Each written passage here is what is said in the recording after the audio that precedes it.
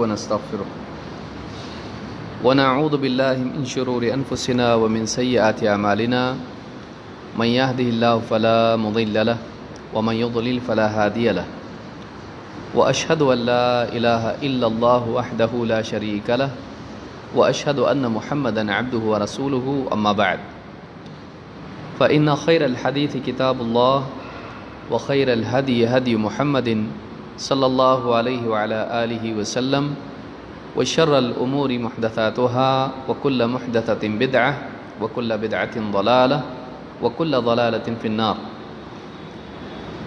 قال الله تبارك وتعالى ففروا إلى الله إني لكم منه نذير مبين ولا تجعلوا مع الله إلها آخر إني لكم منه نذير مبين۔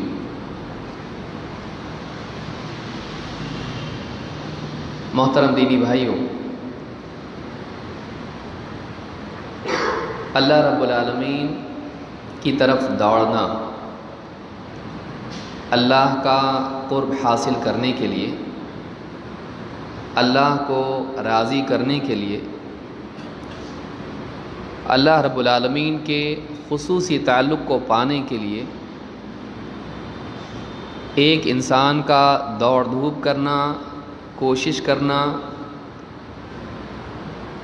یہ اپنی ذات میں خود ایک لذت اور نعمت ہے۔ دنیا کی کوئی نعمت، مال کا پانا، عزت کا پانا، عہدے کا پانا، دنیا کے خزانوں کا پانا اس کی برابری نہیں کر سکتا ہے۔ ایک انسان کو دنیا میں اللہ کا تعلق نصیب ہو، اللہ کا قرب نصیب ہو، اللہ کی نزدیکی اس کو ملے، یہ دنیا میں ملنے والی ساری نعمتوں میں سب سے عظیم شان نعمت ہے۔ لیکن یہ وہی جان سکتا ہے جس نے اس لذت کو کسی اعتبار سے محسوس کیا۔ جس انسان کو مٹھاس معلوم ہی نہ ہو، جس انسان کو لذت کا تجربہ نہ ہوا ہو، وہ اس بات کو نہیں جان سکتا ہے کہ واقعی اللہ سے تعلق کی لذت کیا ہو سکتی ہے۔ ایک ایمان والے کے لیے، بلکہ ہر انسان کے لیے زندگی کا مقصد یہ ہونا چاہیے کہ اس کا ہر قدم اس کو اللہ سے قریب کرنے والا ہو۔ اس کی زبان سے نکلنے والے الفاظ، اس کے چلنے والے قدم، اس کے اعمال، بلکہ اس کے دل کی حرکت، اس کا سوچنا اسے اللہ سے قریب کرنے والا ہو۔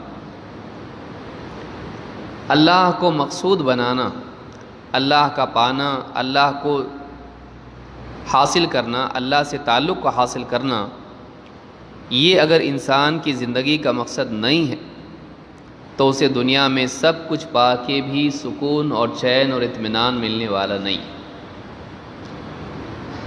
اللہ تعالیٰ قرآن کریم میں فرماتا ہے الا بذکر اللہ تطمئن القلوب، اللہ کی یاد ہی سے دلوں کو اطمینان نصیب ہوتا ہے۔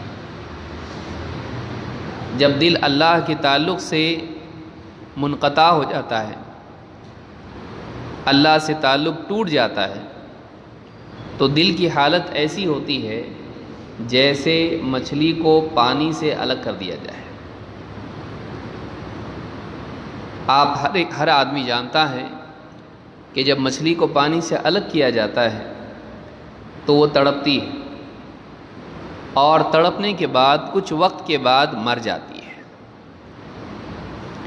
اسی طرح سے دل جب اللہ سے دور ہو جاتا ہے، اللہ سے اس کا تعلق ٹوٹ جاتا ہے، تو دل تڑپنے والا، بے چین ہونے والا ہو جاتا ہے، اور ایک وقت کے بعد میں اس دل کو موت آ جاتی ہے۔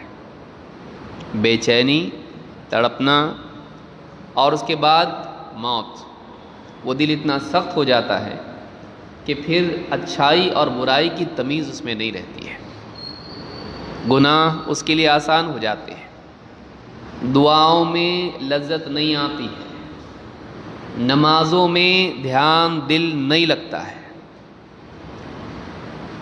اللہ کا ذکر صرف زبان کی حد تک رہتا ہے، دل سے تعلق نہیں رہتا ہے۔ دینی مجالس میں قرآن کی باتیں، اللہ کے رسول صلی اللہ علیہ وسلم کی باتیں آدمی سنتا ہے، آنکھوں سے آنسو تو بہت دور کی بات ہے، دل میں بھی درد پیدا نہیں ہوتا ہے، اس کا اثر پیدا نہیں ہوتا ہے۔ کتنے لوگوں کو آپ نے سنا ہوگا کہ میرے دل میں سختی آ گئی ہے، مجھے محسوس نہیں ہوتا، واعظ و نصیحت سنتا ہوں لیکن کچھ اثر نہیں، عبادت کے لیے کھڑا ہوتا ہوں کچھ اثر نہیں، ذکر کرتا ہوں، دعا کرتا ہوں، تلاوت کرتا ہوں، دل پہ اثر نہیں۔ کیوں؟ اس لیے کہ اس کا دل سخت ہو گیا ہے۔ ممکن ہے دل مر گیا ہو یا بیمار ہو۔ اللہ سے جب تعلق ٹوٹ جاتا ہے تو انسان کا دل بے چین ہوتا ہے، اور بے چینی کے بعد تڑپ تڑپ کے دم توڑ دیتا ہے۔ یہ دنیا کی سزا ہوتی ہے۔ ثم قست قلوبکم من بعد ذلک فہی کالحجارۃ او اشد قسوہ، اس کے بعد گناہوں کی وجہ سے تمہارے دل سخت ہو گئے، تمہارے دل سخت ہو گئے، تو ان کا حال یہ ہے کہ وہ پتھر کی طرح ہو گئے یا اس سے زیادہ سخت۔ آدمی کا دل پتھر کی طرح بلکہ اس سے زیادہ سخت ہو جاتا ہے، پھر اس دل پر نصیحت اثر نہیں کرتی ہے، اس دل میں اللہ رب العالمین کے لیے وہ جذبات نہیں ہوتے ہیں جو صالحین اور نیک لوگوں کے دلوں میں ہوتے ہیں۔ ان کا دل اس کا دل الگ ہوتا ہے، اور سارے جذبات دل ہی میں تو ہوتے ہیں۔ بھئی آپ کو کوئی اچھا واقعہ آپ کے ساتھ پیش آیا، ترقی ہوئی، فائدہ ہوا، اس کی لذت کہاں محسوس ہوتی ہے؟ دل میں۔ آدمی کو خوشی کہاں ہوتی ہے؟ دل میں ہوتی ہے۔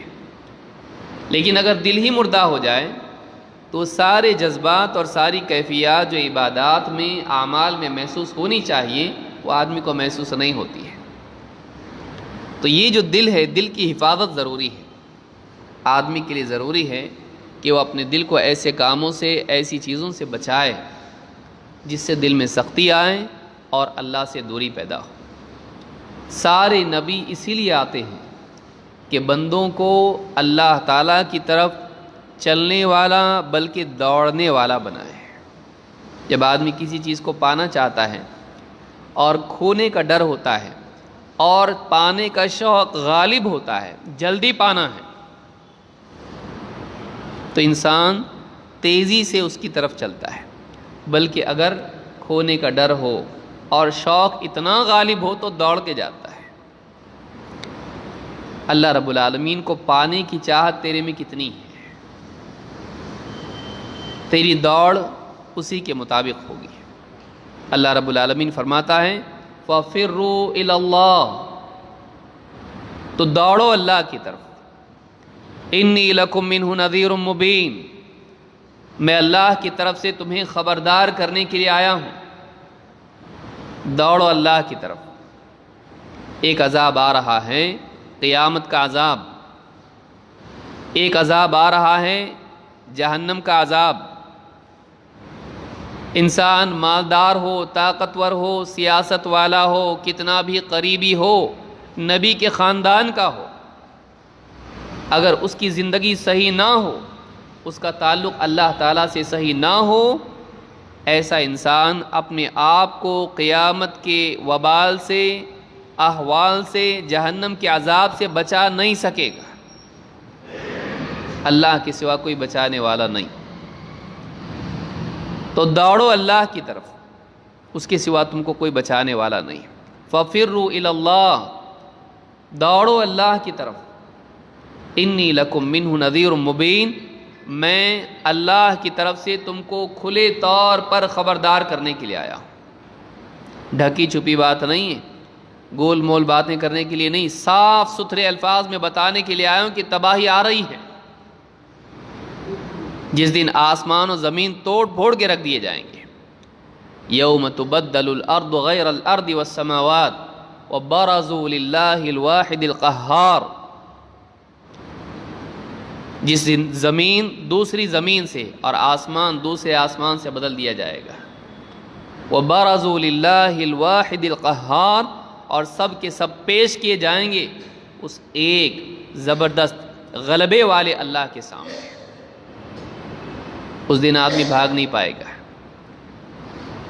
اس دن کے آنے سے پہلے اللہ کی طرف دوڑ، مال کی طرف دوڑ رہا ہے، عہدے کی طرف دوڑ رہا ہے، شہرت کی طرف دوڑ رہا ہے. ہر ایک کی دوڑ کہیں نہ کہیں ہے، ہر ایک کہیں نہ کہیں دوڑ رہا ہے، کچھ نہ کچھ پانا چاہتا ہے. کسی نہ کسی چیز سے بچنے کے لیے دوڑ رہا ہے یا کسی چیز کو پانے کے لیے دوڑ رہا ہے. دو ہی میں سے ایک دوڑ ہوتی ہے، اور کیا ہے؟ یا تو انسان کسی چیز کو پانے کے لیے دوڑتا ہے یا کسی چیز سے بچنے کے لیے دوڑتا ہے. اللہ سے بہتر کیا چیز ہے جس کے پانے کی چاہت انسان کے دل میں ہو؟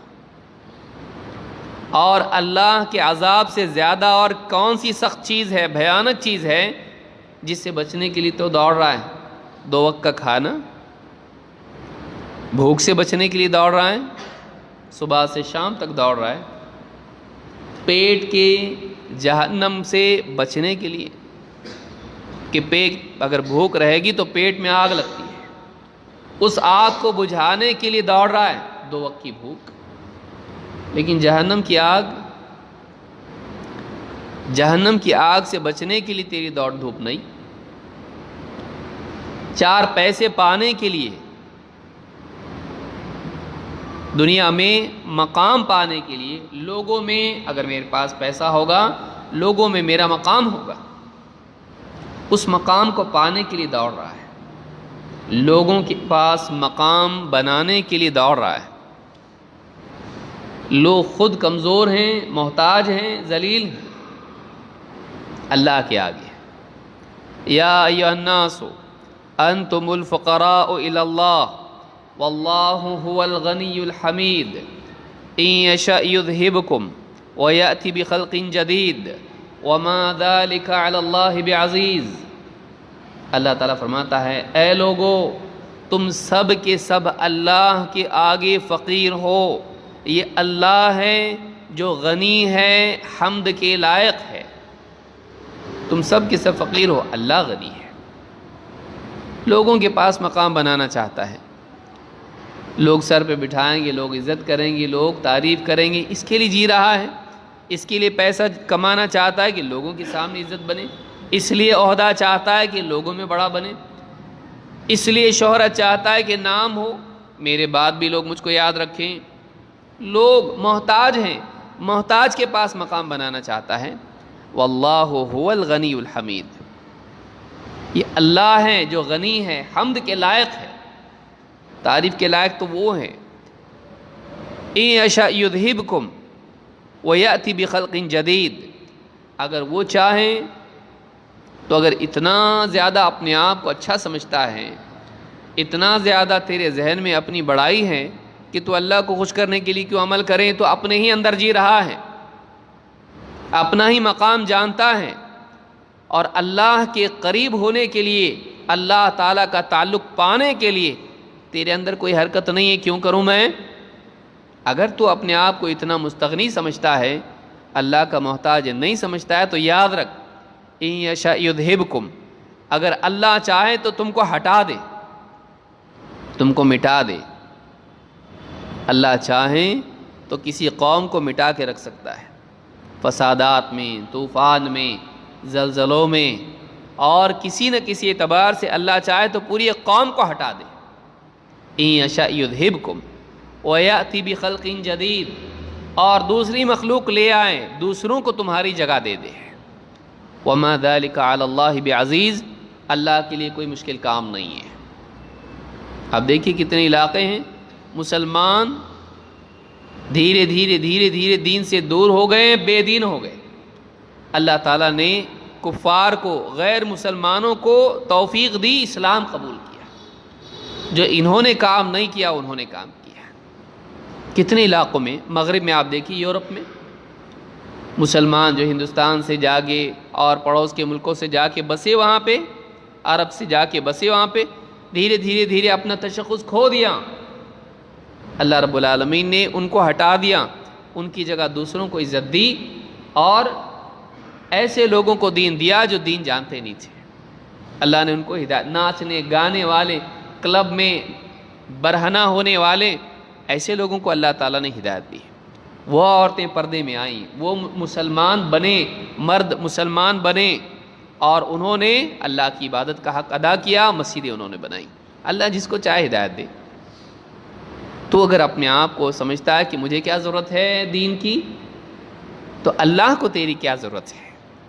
ان یشاء یذہبکم، اگر اللہ چاہے تمہیں ہٹا دے، وَيَأْتِ بِخَلْقٍ جَدِيدٍ، اور دوسری مخلوق کو لے آئیں تمہاری جگہ، دوسروں کو ہدایت دے کے تمہارا مقام ان کو دے دے۔ عزت، قرب، تعلق، محبت اللہ کی اس پر اللہ تعالیٰ نچھاور کرے۔ وَمَا ذَلِكَ عَلَى اللَّهِ بِعَزِيزٍ، ایسا کیسا ہوگا؟ اللہ نے کتنی حکومتیں توڑ دیں،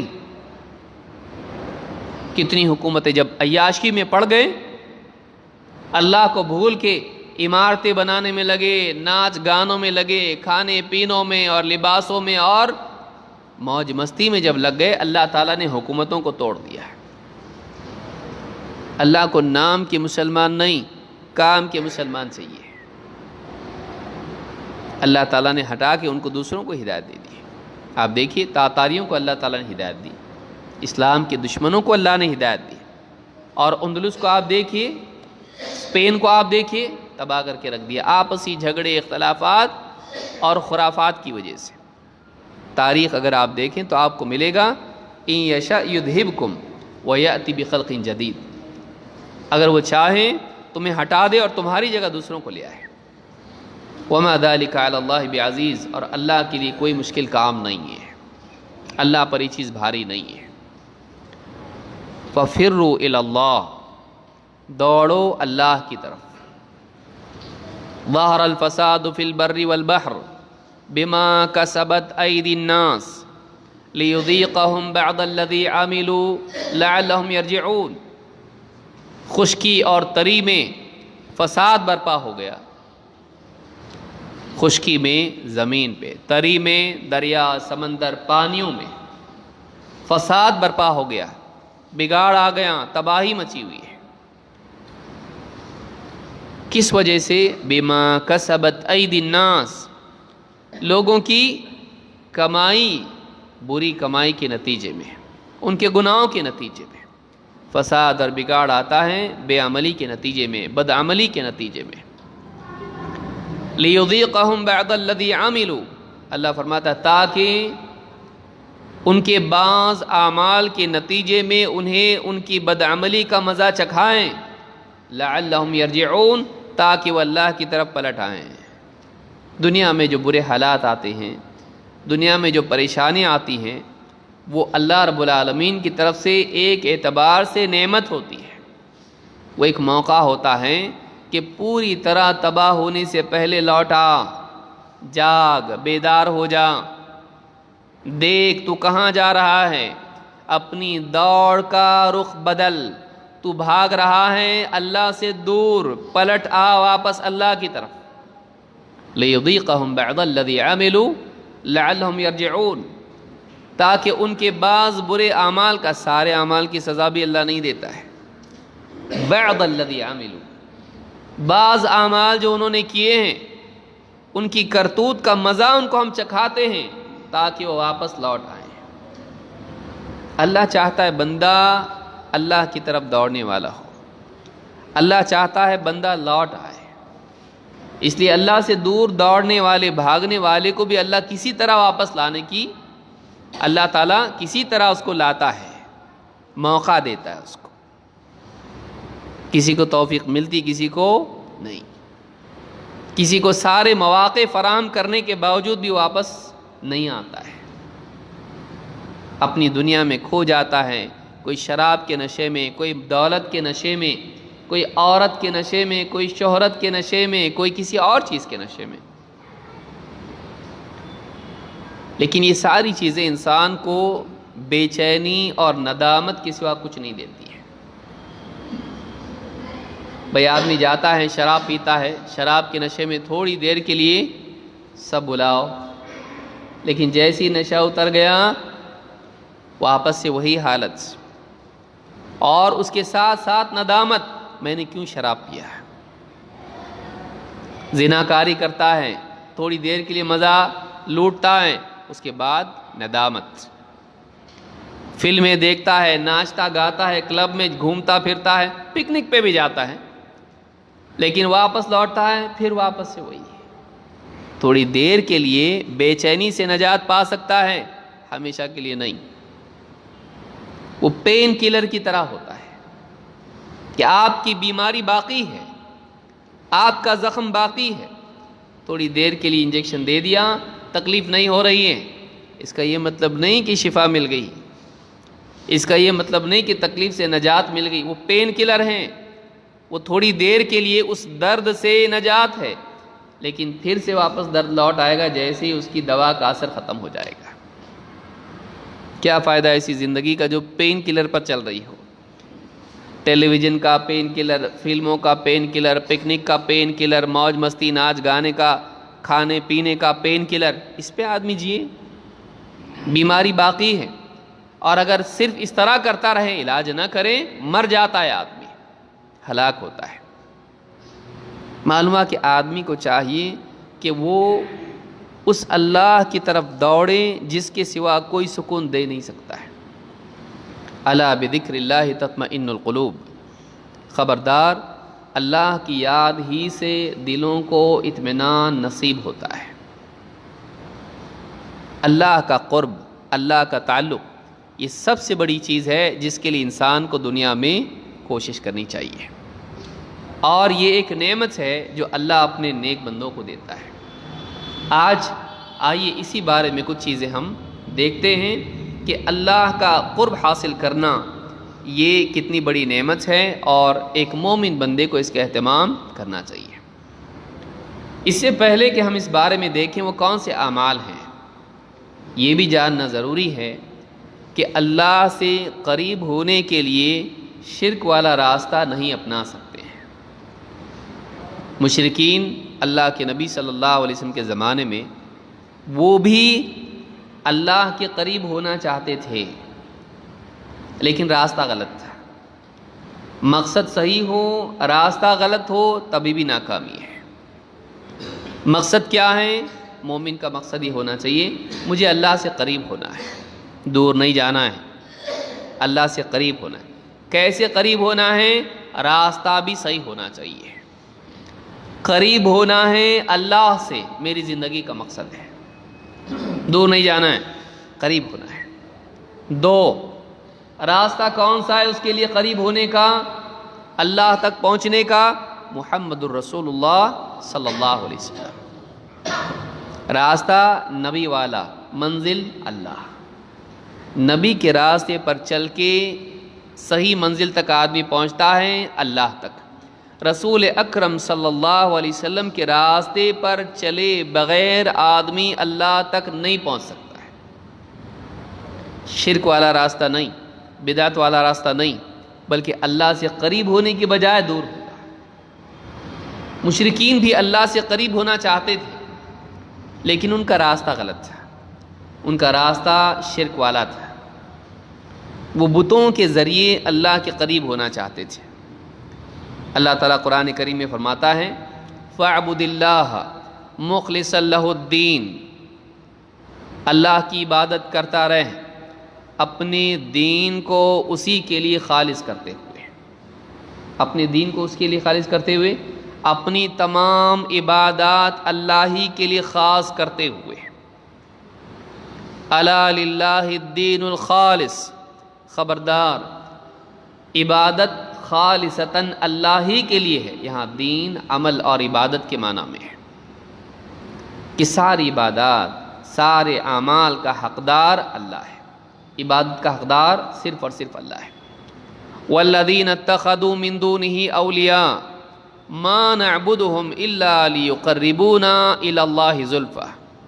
مشرکین کیا کہتے تھے کہ ہم نے، اللہ فرماتا ہے والذین اتخذوا من دونہ اولیاء، اور وہ لوگ جنہوں نے اللہ کے سوا اولیاء بنا رکھے ہیں، اللہ کے سوا اوروں کو اپنا کارساز بنا لیا ہے، وہ کہتے ہیں ما نعبدہم الا لیقربونا الی اللہ زلفی، ہم ان کی عبادت صرف اسی لیے کرتے ہیں کہ وہ ہمیں اللہ سے کچھ اور قریب کریں۔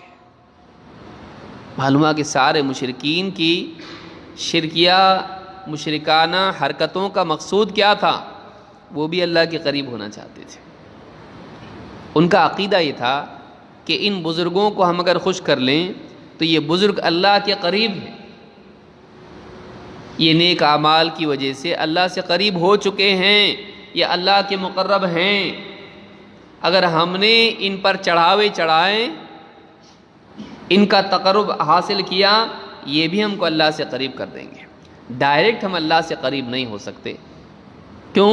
اس لیے کہ ہم پاپی ہیں، ہم گناہگار ہیں، ہم براہ راست اللہ کے قریب نہیں ہو سکتے۔ لہٰذا ہمیں کیا کرنا چاہیے؟ ہمیں ان بتوں کو خوش کرنا چاہیے، ان کو چڑھاوے چڑھا کے، ان کے آگے اپنے آپ کو جھکا کے ان کے قریب ہونا چاہیے۔ جو قریب ہے یہ ہاتھ پکڑ کے ہم کو اللہ کے قریب کریں گے۔ آج بھی بہت سارے مسلمان یہ عقیدہ رکھتے ہیں، آج بھی بہت سارے مسلمان اسی عقیدے میں پھنسے ہوئے ہیں کہ اگر آج ہم قبروں میں دفن اللہ کے اولیاء کے نام سے نظر و نیاز کریں تو یہ ہمیں اللہ سے قریب کر سکتے ہیں۔ یہ جو عقیدہ ہے یہ شرکیہ عقیدہ ہے۔ اسلام میں ایسا قرب نہیں ہے، اللہ کے قریب ہونے کے لیے یہ راستہ نہیں ہے کہ ایک آدمی اللہ کے علاوہ کسی اور کے لیے عبادتی عمل کریں اور یہ عقیدہ رکھے کہ یہ چونکہ اللہ کے قریب ہے مجھے بھی اللہ کے قریب کرے گا۔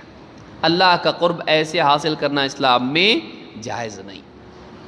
والذین اتخذوا من دونہ اولیاء ما نعبدہم الا لیقربونا الی اللہ زلفی، جنہوں نے اللہ کے سوا اوروں کو اپنا کارساز بنا لیا ہے، ان کا کہنا ہے کہ ہم تو ان کی عبادت صرف اسی لیے کرتے ہیں کہ یہ ہمیں اللہ سے کچھ اور قریب کریں۔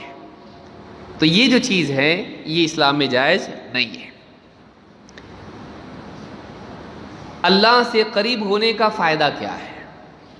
ایک آدمی کہا ٹھیک ہے بھائی، صحیح راستے سے، غلط راستے سے نہیں، ہم صحیح راستے سے اللہ کے قریب ہونا چاہتے ہیں، لیکن اس سے ملے گا کیا؟ اس کا فائدہ کیا ہے؟ اور کیا اس کا فائدہ صرف آخرت میں ہے یا اس کا فائدہ دنیا میں بھی ہے؟ آئیے دیکھتے ہیں۔ اللہ کے نبی صلی اللہ علیہ وسلم فرماتے ہیں،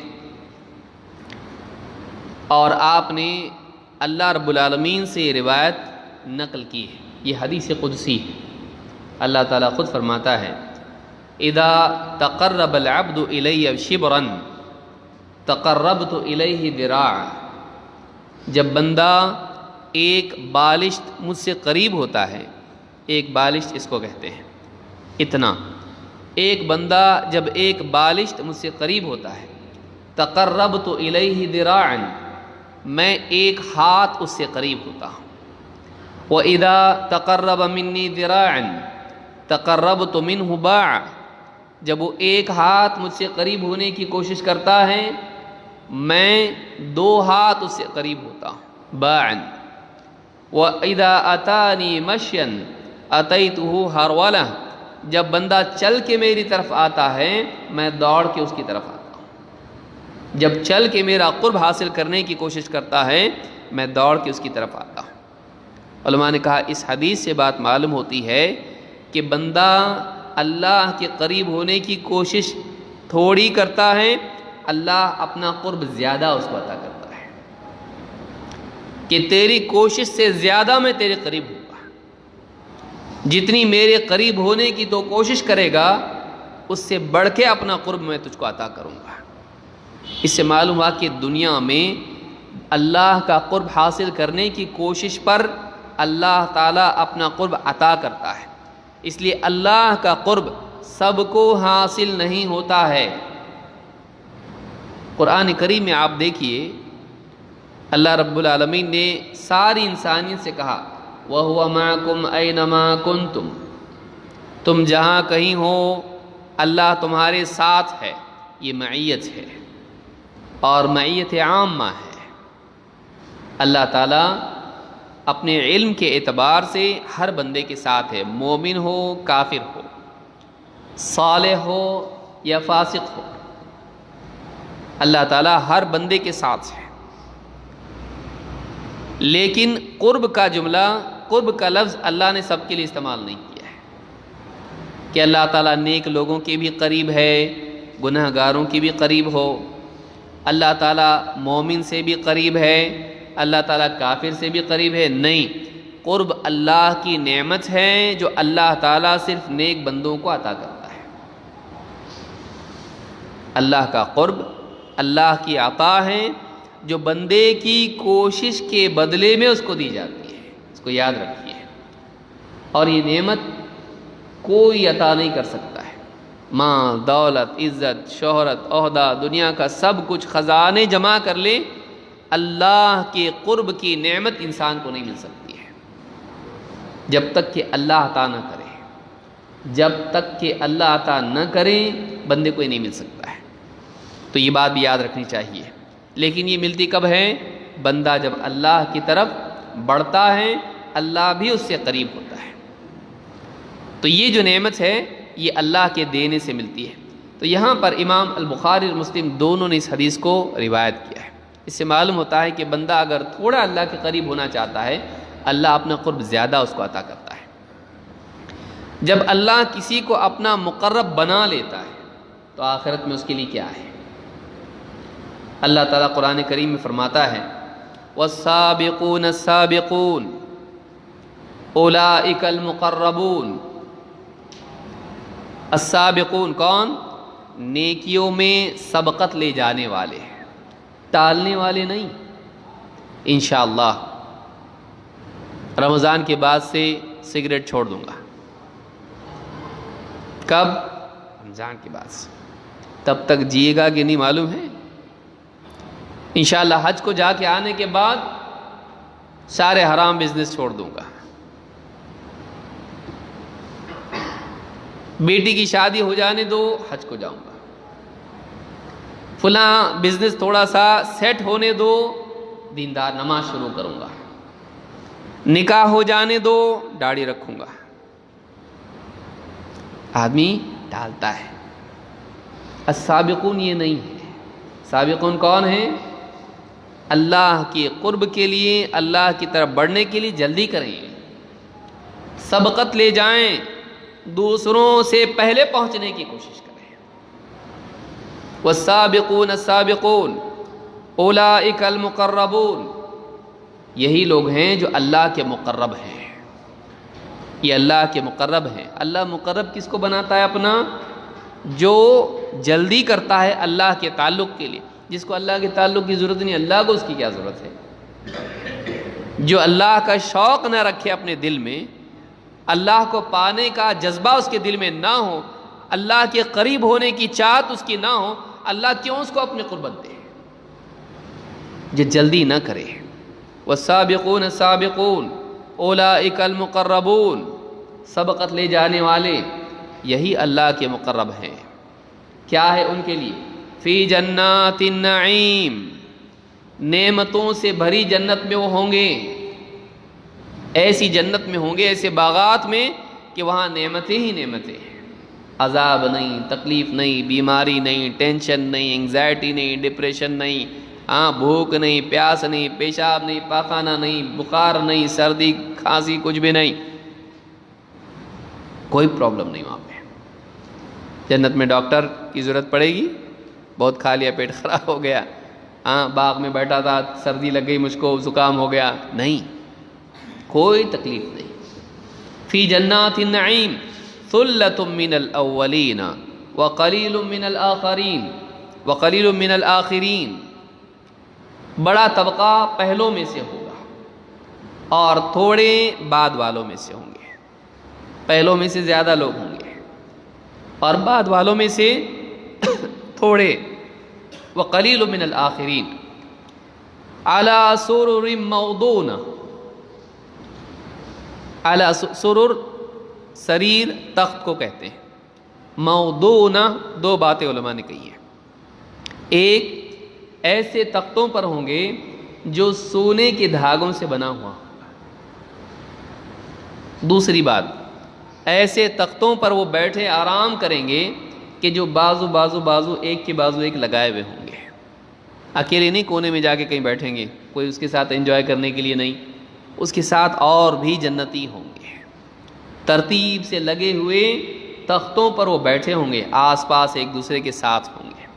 علی سرر موضونہ متکئین علیہا متقابلین، اپنے تخت پر ٹیک لگائے بیٹھے ہوں گے، متقابلین، آمنے سامنے ہوں گے۔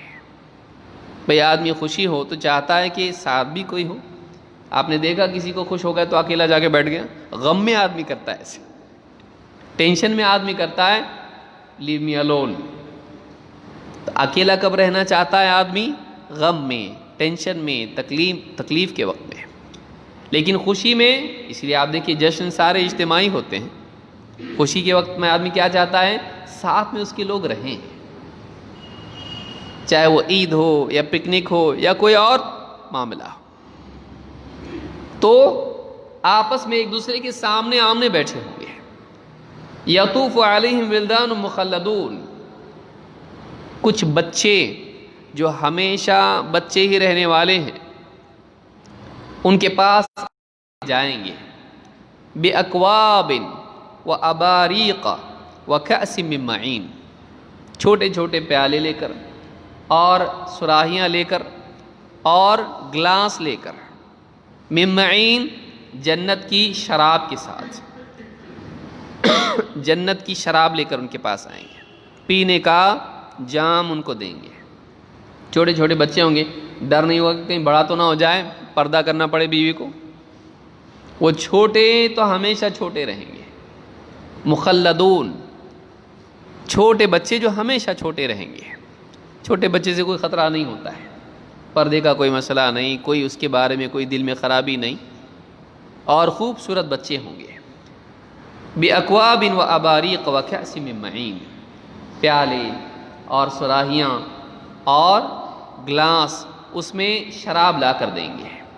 لا يصدعون عنها ولا ينزفون، وہ شراب ایسی ہوگی کہ اس سے نہ سر درد ہوگا اور نہ اس سے چکر آئے گا۔ دنیا کی شراب کا مسئلہ کیا ہے؟ پی کے انسان کا سر خراب ہو جاتا ہے، غائب ہو جاتا ہے آدمی، پھر جو بکتا ہے آدمی، گناہ کی باتیں اور حرکتیں اور بیلنس خراب اس کا، کہیں بھی گٹر میں جا کے گر رہا ہے۔ لا یصد، اور جب ہوش میں آتا ہے شراب کے بعد تو کیا ہوتا ہے؟ سر درد ہوتا رہتا ہے۔ وہ شراب ایسی نہیں ہوگی، وہ دنیا کی طرح سڑی اور خراب شراب نہیں ہوگی جس سے بد اخلاقی جنم لیتی ہے۔ وہ تو پینے کی ایک چیز ہوگی جو لذت والی ہوگی، جو یہاں شراب سے بچتا رہا اس کو وہ شراب ملے گی، جو یہاں شراب پینے والا تھا اس کو وہ نہیں ملے گی۔ آدمی سوچ لے، اس کو انتخاب کرنا ہے کہ اس کو کیسی شراب چاہیے، دنیا کی یا آخرت والی۔ لا يصدعون عنها ولا ينزفون، اور کہا کہ اس سے نہ سر میں درد ہوگا نہ چکر آئے گا۔ وفاکہۃ مما یتخیرون، اور ایسے پھل کہ ان کی اپنی پسند کے، وہ خود جو چاہیں گے وہ پھل ان کو ملے گا۔ وَلَحْمِ طَيْرٍ مِّمَّا يَشْتَهُونَ، اور ان کی پسند کے پرندے کا گوشت ان کو کھانے ملے گا۔ آپ دیکھیے بکرا جب لاتے ہیں عید الاضحیٰ کے لیے، کچھ لوگ کیا کرتے ہیں، ان کو بادام، کاجو اور نہ جانے کیا کیا کھلاتے ہیں۔ اچھا کھلاؤ اس کو، کیوں؟ اس کے گوشت میں لذت پیدا ہوگی، اچھی بات ہے۔ یہ تمہارا دنیا کا نقلی کاجو، نقلی بادام کھا کے اس میں لذت اگر پیدا ہو سکتی ہے تو آپ سوچئے کہ جو پرندے، جو جاندار جنت میں چرنے والے ہوں، جنت میں چرنے چگنے والے ہوں، آپ سوچئے ان کا گوشت کتنا لذیذ ہوگا۔ وَلَحْمِ طَيْرٍ مِّمَّا يَشْتَهُونَ، ان کی اپنی پسند کے پرندے جو چاہیں گے ان کو ملیں گے جنت میں۔ وَحُورٌ عِین، اور حور عین، پاک بیویاں، بڑی بڑی آنکھوں والی۔ عین کیوں کہتے ہیں ان کو؟ اس لیے کہ ان کی آنکھیں بہت خوبصورت ہوں گی، بڑی ہوں گی. کأمثال اللؤلؤ المکنون، ایسی بیویاں، ایسی حوریں کہ گویا سنبھال کے چھپا کے رکھے ہوئے موتی. جزاء بما كانوا يعملون، یہ بدلہ ہے ان نیک اعمال کا جو وہ دنیا میں کرتے تھے. لا يسمعون فيها لغوا ولا تأثیما، جنت میں کوئی بےہودہ بات یا گناہ کی بات وہ نہیں سنیں گے. کوئی بیوقوف بات نہیں کرے گا ادھر جنت میں، اول فول نہیں بکے گا وہاں پہ. ایسی کوئی بات جو لغو ہو، ایسی کوئی بات سننے میں نہیں آئے گی. عقل مند آدمی کے لیے لغو بھی دکھ ہے. ایک سمجھدار آدمی بیوقوف بات نہیں سن سکتا ہے، وہ اس کے لیے سر درد ہے. اور گناہ کی بات بھی نہیں ہوگی، گالی نہیں، جھوٹ نہیں، تہمت نہیں، دل دکھانے والی بات نہیں، کوئی ایسی بات نہیں جو گناہ کی بات ہو. تو کہا لا يسمعون فيها لغوا ولا تأثیما الا قیلا سلاما سلاما، وہاں بات ہوگی تو سلامتی سلامتی ہی کی بات ہوگی. ایک دوسرے کو سلام کریں گے اور ایسی بات کریں گے جو ہر برائی سے سلامت ہو. یہ سورہ الواقعہ میں اللہ نے بیان کیا، آپ پڑھی پورا، اور بہت ساری چیزیں اس میں. آج کل ہم لوگ واٹس ایپ پڑھنے میں اتنے لگے ہوئے ہیں کہ قرآن پڑھنے کے لیے ٹائم ہی نہیں ہے، بلکہ واٹس ایپ کے میسج اتنے آ گئے ہیں کہ ہم کو ایک اسسٹنٹ رکھنے کے لیے آدمی ڈھونڈنا پڑے گا. اتنے واٹس ایپ کے میسج چیک کرنے کے لیے آدمی چاہیے. بھائی اشتہار دینا پڑے گا، اب ایک آدمی چاہیے. کیوں؟ میرے واٹس ایپ میسج چیک کر لیا کریں، اس میں سے فالتو اور کام کے میسج الگ کریں. اتنے میسج، اتنا وقت اس میں جا رہا ہے. قرآن پڑھنے کے لیے وقت نہیں. کب پڑھا تھا آخری بار؟ تاریخ یاد ہے؟ نہیں. رمضان میں پڑھا تھا، کون سی تاریخ کو وہ بھی یاد نہیں. آخری مرتبہ قرآن پڑھا تھا رمضان میں. کتنے لوگ ہیں آپ پوچھئے آخری بار قرآن کب پڑھا تھا؟ کوئی کہے گا رمضان میں، کوئی کہے گا ہمارے دادا جان کا انتقال ہوا تھا تب پڑھا تھا، کوئی کچھ اور بتائے گا نیا گھر لیا تھا تب پڑھا تھا. یہ قرآن پڑھنے کے اوقات ہیں؟ قرآن روزانہ پڑھنا چاہیے. تو کہا کہ الا قیلا سلاما سلاما، سلامتی ہی کی بات ہوگی جنت میں. قرآن انسان کے ایمان کو تازہ کرتا ہے. تھوڑا وقت نکال کے 10 منٹ ہی صحیح تھوڑا سا قرآن پڑھ لینا چاہیے. اور کیا اس میں پیغام اللہ کا ہے. وہ بہت بڑھیا آپ تفسیر پڑھیں، موٹی موٹی تفسیر کوئی ہے جو مختصر ہو آپ پڑھیے، احسن البیان ہے یا کوئی اور تفسیر ہے. تیسیر الرحمن ہے شیخ لقمان سلفی کی، اللہ تعالیٰ غریق رحمت کرے. آج ان کا انتقال ہوا ہے، خبر مجھ کو آئی ہے. شیخ لقمان سلفی جو سعودی عرب میں رہتے تھے، آج ان کا انتقال ہوا ہے. ان کی بھی تفسیر ہے تیسیر الرحمن. اللہ رب العالمین ان کی مغفرت فرمائیں اور جنت الفردوس میں اعلیٰ مقام ان کو نصیب فرمائیں. ہمارے سارے علماء قابل احترام ہیں اور ان کے لیے دعا ہی کرنا چاہیے ایک مومن بندے کو، ایک مسلمان کو. تو یہ جنت کے بارے میں اللہ نے فرمایا کس کے لیے ہیں. اللہ نے 2 باتیں شروع میں کہی ہیں، والسابقون السابقون اولئک المقربون. پوری بات اس میں سمیٹ دی ہے. مقربین کے لیے ہے، لیکن مقربین کون ہیں؟ مقرب بندے کون ہیں؟ جو سبقت لے جانے والے نیکیوں میں، نیکیوں میں دوسروں سے آگے بڑھ کے نیکی کرنے والے. مسجد میں مثلا کچرا پڑا ہوا ہے، ایک باہر سے کاغذ آ کے مسجد میں پڑا ہوا ہے، صاف نہیں ہے، اٹھا کے پھینکنا ضروری ہے. اب 2 آدمی اس کو دیکھیں تو دونوں میں چاہے گا کیا آدمی؟ فلاں کر دے. ہر آدمی اگر یہ سوچتا ہے کہ دوسرا اس کو کرے، یہ سابقون میں سے نہیں ہے. یہ کیا ہے؟ یہ سست آدمی ہے. صف بن رہی ہے، صف میں ایک جگہ خالی ہے، ہر آدمی چاہ رہا بھائی تم جاؤ آگے، سبقت میں آگے جاؤں. ایک غریب ہے، مدد کا محتاج ہے، سبقت.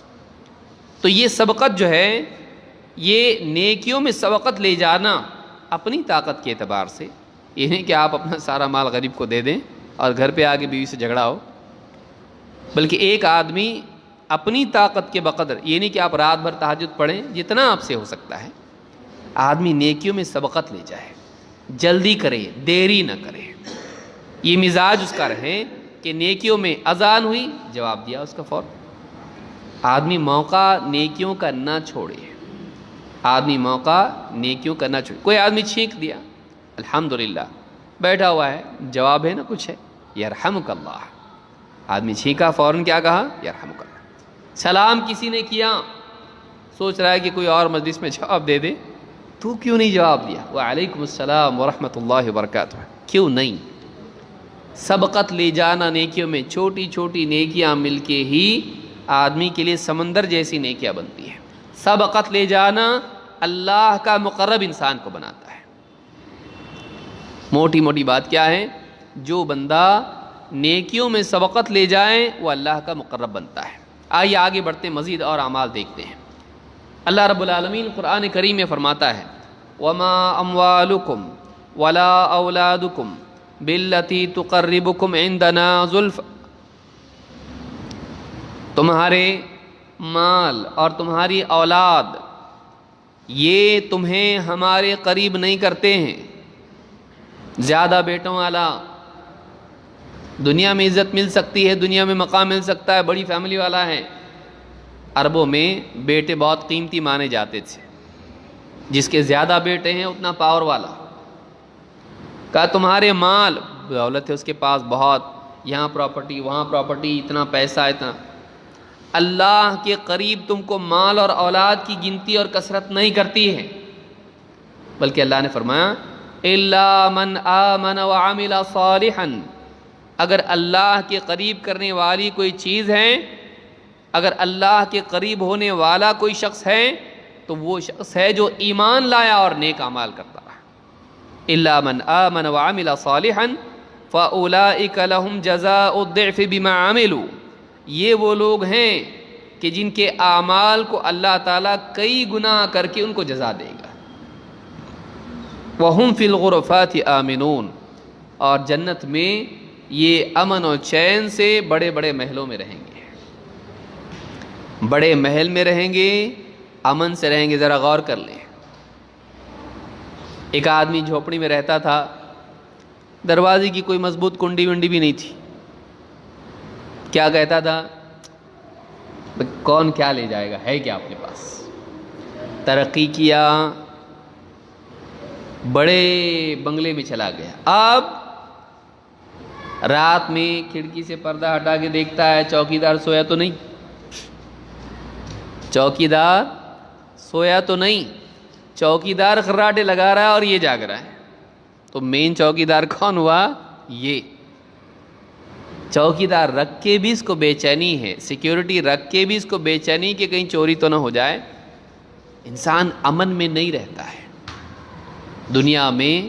دنیا میں آدمی بڑے سے بڑا گھر لے لے، جائیداد بڑھ جائیں، اس کا امن اتنا کم ہو جاتا ہے۔ دنیا کا یہ معاملہ ہے، جتنی دولت بڑھے گی اتنا دولت کے چوری ہونے کا، ضائع ہونے کا خوف بھی بڑھے گا۔ جنت میں ایسا نہیں ہے، جنت میں اعلیٰ نعمت ہے، بڑے بڑے محل ہیں اور بڑے بڑے باغات ہیں، نہریں ہیں، خزانے ہیں، بہترین لباس ہیں، بہترین سواریاں ہیں، بہترین بیویاں ہیں، سب کچھ ہے، وہاں امن ہے۔ وَهُمْ فِي الْغُرَفَاتِ آمِنُونَ، اتنا ہی بس ہے آدمی کے لیے، ایک ایسی دنیا جہاں پر خوف نہ ہو، جہاں پر کھونے کا ڈر نہ ہو، جہاں پر چوری ہونے کا ڈر نہ ہو، جہاں پر کسی کی دشمنی اور سازش کا اندیشہ اور خوف نہ ہو، جہاں آدمی سکون سے رہے۔ اب کوئی ٹینشن کی بات نہیں ہے، یہاں سکون سے رہو، نہ یہاں سے کوئی نکالے گا، نہ یہ چھینا جائے گا، نہ یہاں کوئی چوری کرے گا، نہ کوئی آ کے جلائے گا، نہ کوئی اور پریشانی ہے، یہاں امن کے ساتھ رہے۔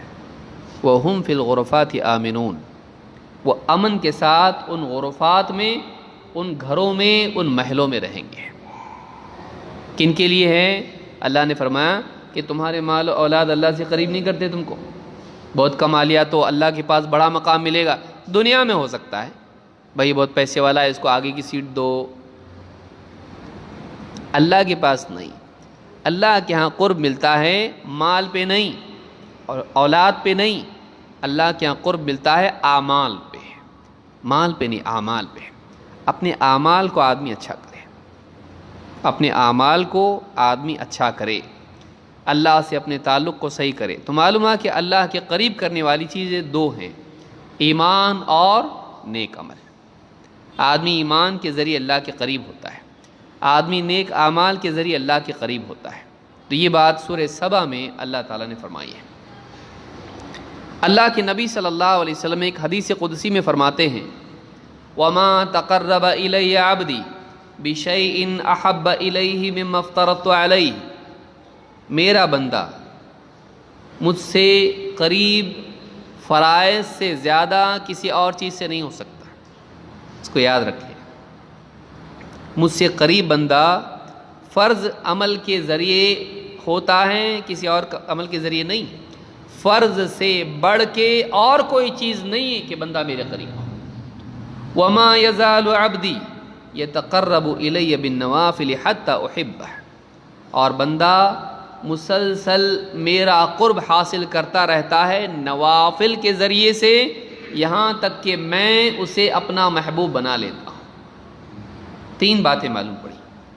نمبر ایک، اللہ کے قریب ہونا ہے تو فرائض کا اہتمام کرنا پڑے گا۔ آپ دیکھیے بعض لوگوں کو نوافل کا اہتمام ہوتا ہے، فرائض کا نہیں۔ بعض خواتین مثلا فجر کی نماز غائب، عشاء کی نماز غائب، لیکن چاشت کی نماز پڑھیں گے، تلاوت کر رہے ہیں، ذکر کر رہے ہیں، لیکن نماز کا اہتمام نہیں ہے۔ تو نوافل کا اہتمام بعض لوگوں کی زندگی میں ہوتا ہے، فرائض کا نہیں ہوتا ہے۔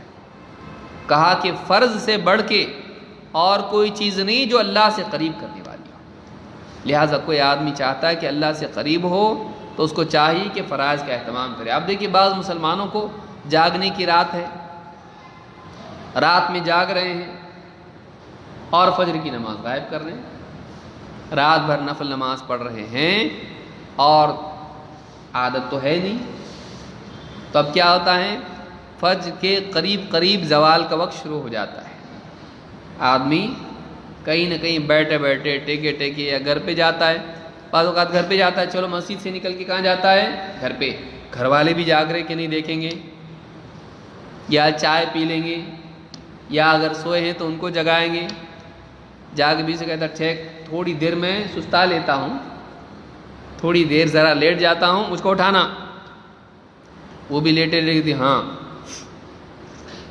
اب یہ جا کے جو سو جاتا ہے، بیوی بھی سو گئی، یہ بھی سو گیا، بچے تو ویسے ہی خراٹے لگا رہے ہیں، رات بھر نوافل پڑھتا رہا اور فجر کی نماز غائب ہے۔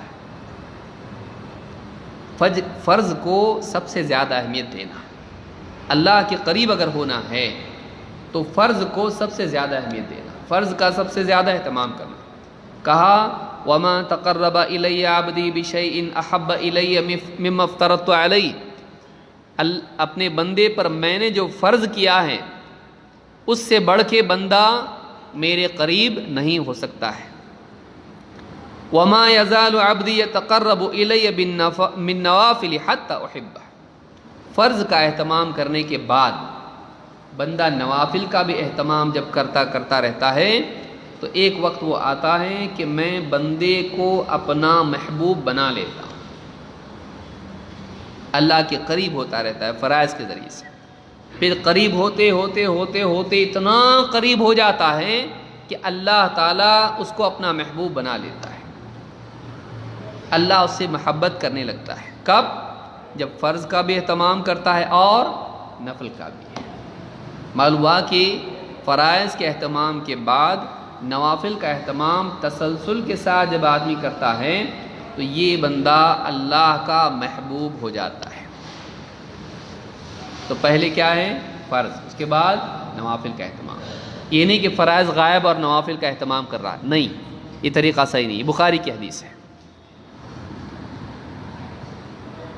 نوافل میں کون سا عمل ہے جو اللہ کے قریب کرنے والا ہے؟ بہت بڑا عمل جو ہے جو اللہ سے قریب کرنے والا ہے وہ تہجد کی نماز ہے، جو نفس پہ بڑی بھاری ہے۔ تہجد کی نماز کیا ہے؟ نفس پہ بڑی بھاری ہے۔ اللہ کے نبی صلی اللہ علیہ وسلم فرماتے ہیں اقرب ما یکون الرب من العبد فی جوف اللیل الآخر،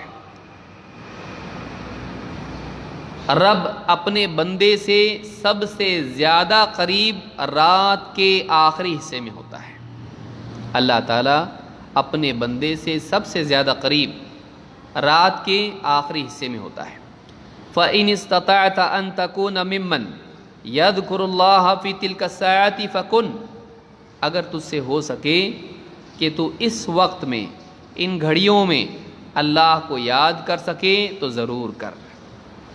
رات کا آخری حصہ، رات کے اندھیرے میں اٹھ کے اللہ سے دعا کرنا، نماز پڑھنا، اللہ کو یاد کرنا، یہ جو چیز ہے یہ وہ وقت ہے کہ بندہ اللہ سے سب سے زیادہ قریب اس میں ہوتا ہے۔ بندے کے لیے اللہ کے قریب ہونے کا سب سے اعلیٰ موقع اس وقت ہوتا ہے ٹائم کے اعتبار سے۔ تو اگر کوئی آدمی چاہتا ہے کہ وہ اللہ کے قریب ہو جائے، اللہ اس کو اپنا مقرب بنا لے، تو یہ وقت ہے، یہ ٹائمنگ ہے جس میں اللہ سے قریب ہونے کا موقع بندے کے لیے ہوتا ہے۔ امام ترمذی، نسائی اور حاکم نے اس کو روایت کیا ہے۔ اسی لیے اللہ کے نبی صلی اللہ علیہ وسلم فرماتے ہیں علیکم بقیام اللیل فإنہ دأب الصالحین قبلکم وإن قیام اللیل قربۃ الی اللہ ومنہاۃ عن الإثم وتکفیر للسیئات۔ امام احمد، ترمذی، حاکم اور بیہقی نے اس کو روایت کیا ہے۔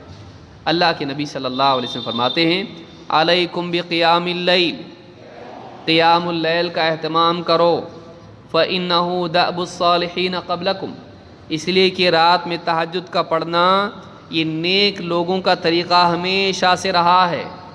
وإن قیام اللیل قربۃ الی اللہ، رات میں تہجد کا اہتمام، قیام اللیل اللہ سے قریب کرنے والے اعمال میں سے ہے۔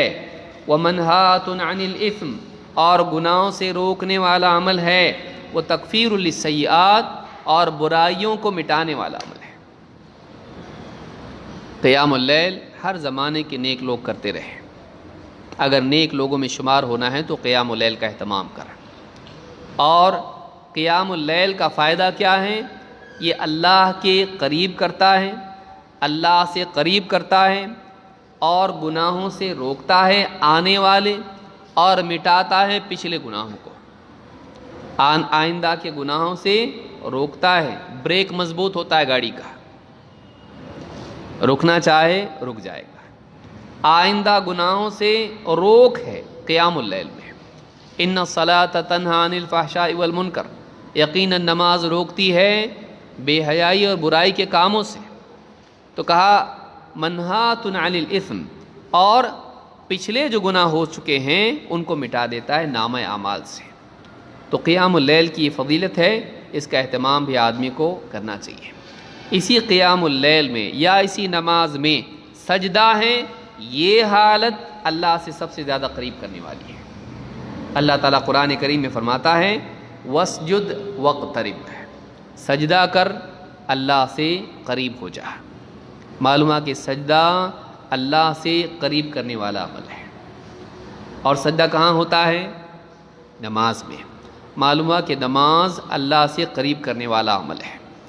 اللہ کے نبی صلی اللہ علیہ وسلم فرماتے ہیں اقرب ما یکون العبد من ربہ وہو ساجد فاکثر الدعاء، بندہ اپنے رب سے سب سے زیادہ قریب سجدے کی حالت میں ہوتا ہے۔ بندہ اپنے رب سے سب سے زیادہ قریب سجدے کی حالت میں ہوتا ہے، تو تم خوب اللہ سے دعا کیا کرو۔ سجدے میں اللہ سے دعا کرنی چاہیے، دعائیں یاد کریں۔ اللہ کے نبی صلی اللہ علیہ وسلم کی کتنی ساری دعائیں ہیں، آدمی ان کو یاد کریں، اچھی اچھی دعائیں ہیں، اور وہ دعا سجدے میں کریں۔ اگر عربی زبان آتی ہے، جو الفاظ میں چاہے اللہ سے دعا کرے۔ تو اس حدیث کو امام مسلم نے روایت کیا ہے۔ تو یہ کچھ باتیں تھیں جو آج میں نے مناسب سمجھی، اللہ سے قریب کرنے والی، مزید انشاءاللہ کبھی اور تفصیل سے کچھ اور باتیں بھی دیکھیں گے۔ اقول ھذا واستغفر اللہ لی ولکم۔ ابھی وقت قریب ہے، اذان ہوگی، اس کے بعد انشاءاللہ جماعت ہوگی۔